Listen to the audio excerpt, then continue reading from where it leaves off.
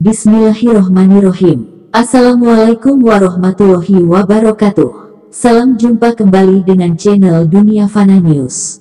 Bila ada kota yang dibangun dari nol besar dengan konsep futuristik yang canggih dan ramah lingkungan, itulah kota Putrajaya yang merupakan ibu kota kedua Malaysia setelah Kuala Lumpur.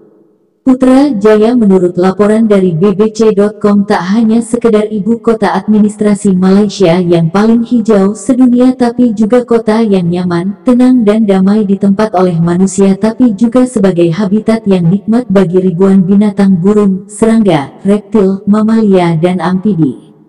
Bagi yang pernah berkunjung ke kota Putrajaya akan merindukan suasana segar, indah, tenang dan damai sehingga ingin datang kembali untuk menikmati kota yang bagai surga. Dan bagi yang belum pernah berkunjung ke kota Putrajaya, ada sebuah artikel dari bbc.com yang begitu hidup menggambarkan suasana romantis alami kota Putrajaya yang akan kami sajikan berikut ini. Sekawanan burung bermanuver di bawah saya saat saya mengintip dari kotak balon udara yang melayang di atas kota Putrajaya, Malaysia. Burung-burung itu mengepakkan sayap abu-abu mereka dengan anggun saat melewati sejumlah gedung pencakar langit. Mereka dalam perjalanan menuju habitat terdekatnya di Taman Wetland Putrajaya, lahan basah air tawar buatan manusia terbesar di Malaysia. Di taman itu terdapat hampir 100 spesies burung. Taman kota seluas 200 hektare ini terdiri dari kolam, rawa-rawa, dan hutan. Ini adalah habitat berharga bagi 1.800 spesies serangga, 16 jenis amfibi, 22 spesies reptil, dan 16 jenis mamalia.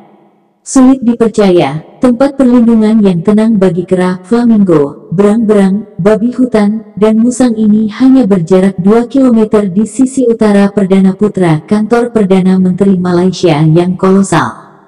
Suaka lingkungan yang luas ini adalah bagian dari visi berani dari laki-laki yang bertahun-tahun menduduki jabatan Perdana Menteri Malaysia, Mahathir Mohamad.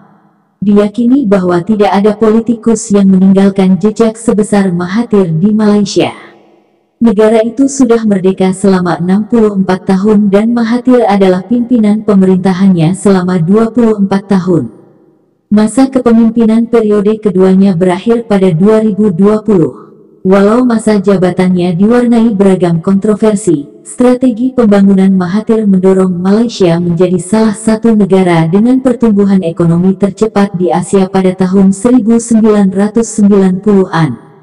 Beberapa bangunan terbesar Kuala Lumpur menjadi saksi ambisinya, salah satunya adalah Bandara Internasional Kuala Lumpur dan Menara Kembar Petronas setinggi 452 meter yang ikonik. Namun proyeknya yang paling berani adalah Putrajaya alias ibu kota kedua Malaysia. Bandara Kuala Lumpur mulai beroperasi pada tahun 1998, nyaris bersamaan dengan pembukaan Menara Kembar Petronas. Setahun setelahnya, Putrajaya menjadi cara baru pemerintah federal Malaysia untuk mengatasi kepadatan penduduk di Kuala Lumpur. Kota modern yang terencana itu dikembangkan dari sepetak kebun karet dan kelapa sawit yang berantakan. Lokasinya hanya 25 km di selatan Kuala Lumpur yang tetap menjadi ibu kota nasional. Putrajaya difungsikan sebagai ibu kota administratif dan pusat lembaga peradilan dan banyak kantor pemerintahan lainnya. Meskipun terjepit di antara Kuala Lumpur yang merupakan salah satu kota yang paling banyak dikunjungi di dunia dan kota bersejarah Malaka, Putrajaya tampak tersembunyi di depan mata. Seperti turis lain yang tak terhitung jumlahnya, dalam puluhan perjalanan pertama saya ke Kuala Lumpur, saya melihat Putrajaya secara sekilas dari jalan tol yang menghubungkan bandara dengan pusat kota. Rasa ingin tahu akhirnya mendorong saya 2 kali menjelajahi kota yang tidak menarik perhatian turis ini, pertama dengan balon udara, kemudian dengan berjalan kaki. Beberapa turis yang mengunjungi Putrajaya mendapatkan balasan setimpal. Pusat kota Putrajaya ditandai arsitektur kontemporer yang terinspirasi desain Islam tradisional. Gedung pencakar langit yang berkilauan dihiasi pola Arab bermotif geometris atau bunga. Masjid Tuanku Mizan Zainal Abidin atau yang dikenal dengan sebutan Masjid Besi memperlihatkan arsitektur baja dan kaca mutakhir yang biasanya Anda temukan di Tokyo atau Beijing. Demikian pula modern Putrajaya Convention Center, sebuah kreasi avant-garde yang terinspirasi pending perak atau ikat pinggang perak regalia kerajaan para Sultan Melayu. Kota ini juga merupakan rumah bagi satu-satunya masjid merah muda di dunia, yaitu Masjid Putra.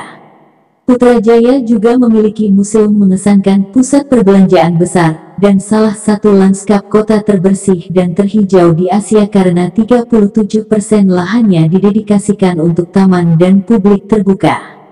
Membangun kota ini dari nol memberi banyak peluang inovasi. Tujuan Mahathir awalnya adalah menjadikan Putrajaya sebagai pusat kota paling ramah lingkungan dan paling modern. Di dalam pusat komando besar, staf kota Putrajaya memantau potensi tsunami dari sensor dan kamera CCTV yang ditempatkan di seluruh kota.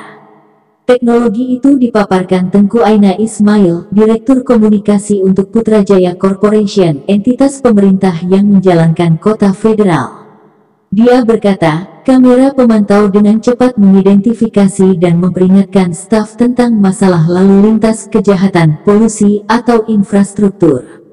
Pusat komando juga memantau data cuaca kota, layanan elektronik pemerintahan dan sistem komersial tanpa uang tunai yang memungkinkan penduduk membayar barang dan jasa lewat aplikasi telepon.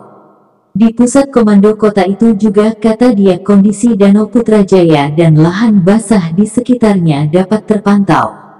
Awalnya, Putrajaya dimaksudkan untuk berkembang menjadi kota berpenduduk 350.000 orang dan sekitar 500.000 pekerja yang datang pergi setiap harinya. Kota ini ditujukan sebagai tempat memamerkan warisan dan identitas Malaysia yang ramah lingkungan. Namun, daya tarik abadi dari Kuala Lumpur membuat pertumbuhan populasi Putrajaya lebih lambat dari yang diharapkan. Kini kota ini sangat menyenangkan bagi penduduk setempat dan turis yang mencari tempat istirahat dari hiruk-pikuk Kuala Lumpur. Putrajaya tetap menjadi kota metropolitan yang luas tapi sepi dengan penduduk yang hanya berjumlah 120.000 orang. Dalam puluhan perjalanan melintasi Asia, Singapura adalah satu-satunya tempat di mana saya menemukan banyak taman publik yang tidak ramai. Predikat itu saya buat sampai saya mengunjungi Putrajaya. Pusat kota ini berada di tengah Danau Putrajaya, di pulau sepanjang 4 km dengan lebar 2 km. Danau ini memiliki tepi laut sepanjang 38 km. Sebagian besar dilengkapi taman, jalur jogging, dan jalur sepeda. Putrajaya Botanical Garden juga memiliki lebih dari 700 spesies tanaman tropis dan dapat dijelajahi melalui perjalanan tram, sepeda sewaan, dan tur berpemandu. Jalur pendakian yang sangat baik dan fasilitas berkemah adalah daya tarik utama taman rimba alam di dekatnya. Ini adalah rumah bagi ekosistem hutan tropis perkotaan yang berkelanjutan yang dihuni oleh tanaman dari hutan hujan terdekat. Pemandangan 360 derajat Putrajaya yang memukau ditawarkan oleh pavilion bergaya Eropa di Taman Saujana Hijau. Adapun Taman Warisan Pertanian Putrajaya didedikasikan untuk pelestarian pertanian tradisional Melayu.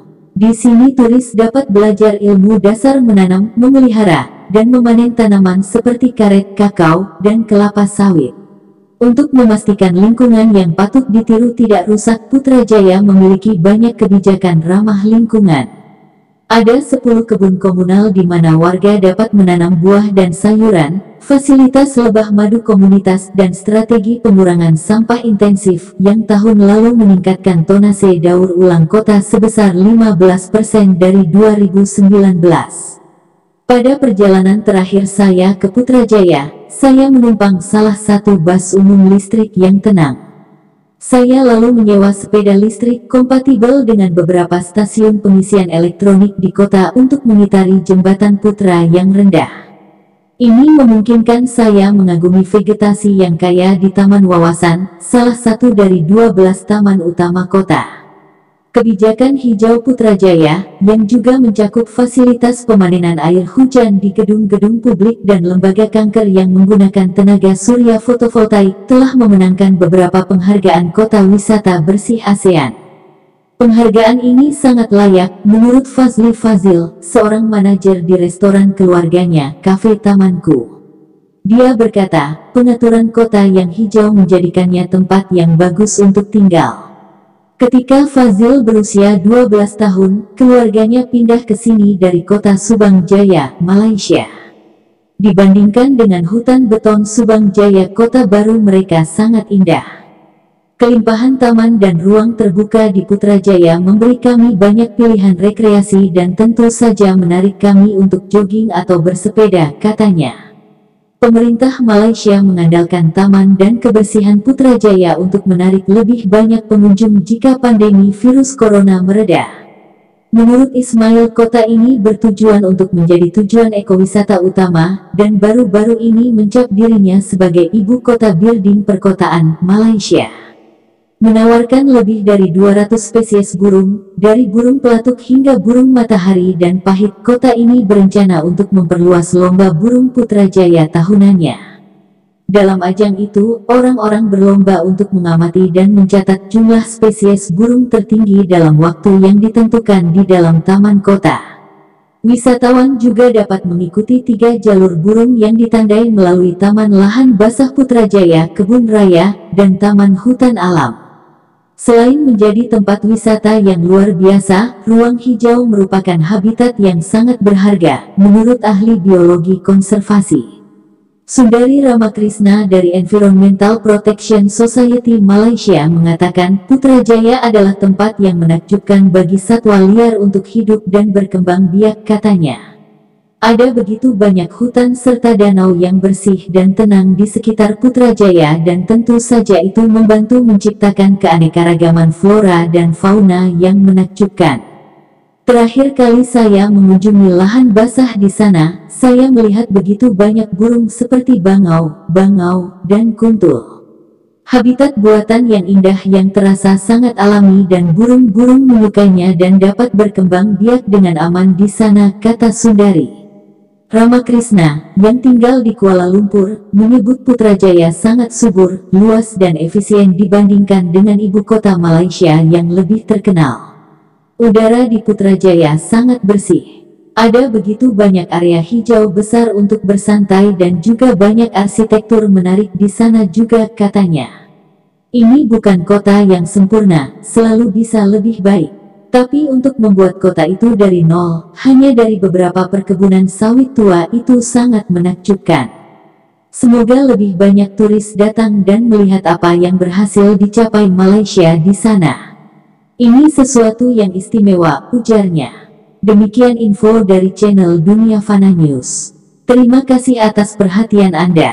Wassalamualaikum warahmatullahi wabarakatuh.